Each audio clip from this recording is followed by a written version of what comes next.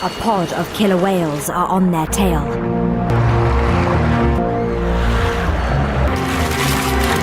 They look for any penguin that makes a mistake. Just a tiny error, but now he's in deep trouble.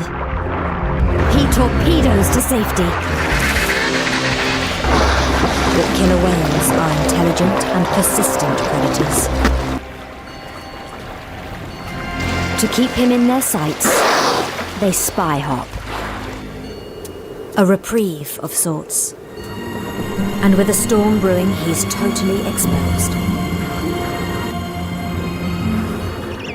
The chick's only protection is his overcoat of down, and at -40, it's simply not enough. And unfortunately, the other mothers care only for their own.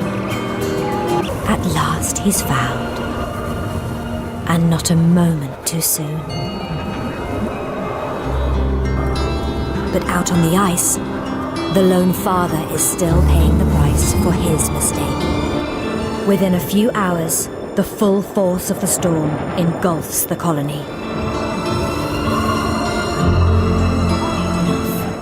To protect him, she needs to find refuge in the shared warmth of the other penguins.